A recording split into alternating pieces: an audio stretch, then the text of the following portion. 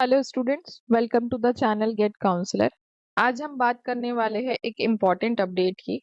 UP NEET MBBS की जो counselling round 1 की हुई थी 4 कॉलेजेस के चलते, वो राउंड 1 जो है कैंसिल होने वाला है। 30 अगस्त को ही डीजीएमई के तरफ से आ चुकी थी। कौन से अम्बेडकर नगर, कन्नौज, जालौन और सहारनपुर का जो गवर्नमेंट कॉलेजेस है, उसमें जो रिजर्वेशन का सिस्टम है वो रूल्स के अगेंस्ट जा रहा है। मतलब कि क्या, कि 50% का दायरा जो है वो क्रॉस हो रहा है इसके चक्कर में। लेकिन उन्होंने कहा हुआ है कि हम लोगों ने तो एससीपी के प्रोविजन के अकॉर्डिंगली ही दिया हुआ था।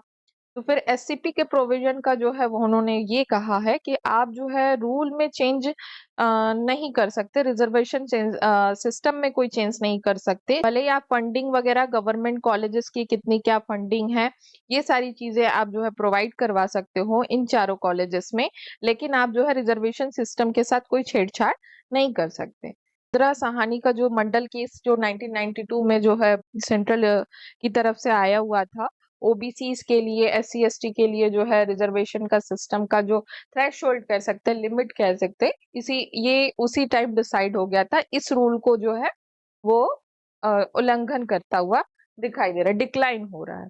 तो अल्टीमेटली यही जो है हाई कोर्ट की तरफ से जजमेंट आ चुकी है कि आपको फिर से जो है इन चारों का जो है रिवाइज करना है। एडमिशन 21% जो है आपका एससी कैटेगरी का था, एसटी का 2%, ओबीसी का 27% और 10%, यही वाला रूल जो है उन चारों कॉलेजेस में भी आपको फिर से रिवाइज करना है।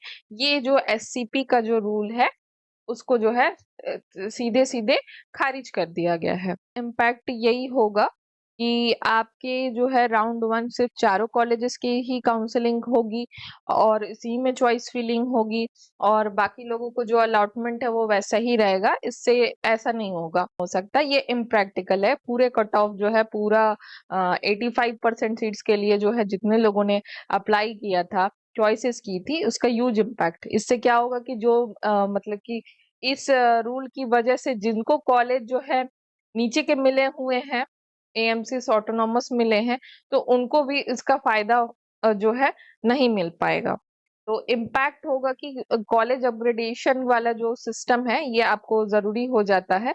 तो इसलिए गवर्नमेंट कॉलेजेस के साथ साथ जितने भी आपके लो रैंकर्स थे जिनको कॉलेज गवर्नमेंट प्रोवाइड हो सकती थी, तो इसलिए जो है प्राइवेट पे भी इसका असर देखने को मिलेगा।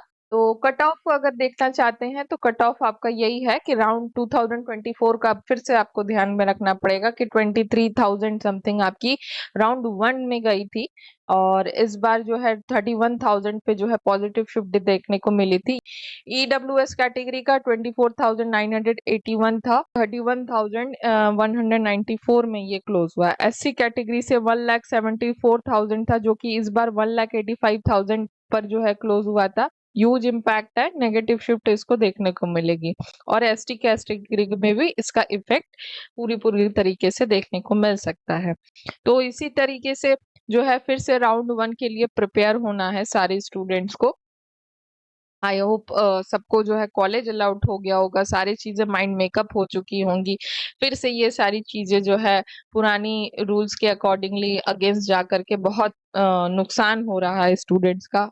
इनफैक्ट अगर आप ये कह रहे हो कि एमबीबीएस की ही गवर्नमेंट और प्राइवेट की काउंसलिंग में बस खाली यूज होगा, बाकी बीएमएस का नहीं होगा, तो इसमें भी जो है इसका यूज इम्पैक्ट देखने को मिलेगा। एमएस के ऑल इंडिया कोटा तक का यूपी सेक्टर से, और बीएमएस का स्टेट काउंसलिंग तक भी इसमें इम्पैक्ट देखने को मिलेगा अल्टीमेटली। बट आगे के लिए अब प्रिपेयर होना ही पड़ेगा। तो आगे चैनल के साथ बने रहें। चॉइस फिलिंग से रिलेटेड कोई भी अगर आपको अपडेट चाहिए होगी तो दिए गए पोर्टल पे नंबर पे आप कॉल कर सकते हो और काउंसलिंग सपोर्ट भी ले सकते हो। तब तक के लिए बने रहें। Thank you.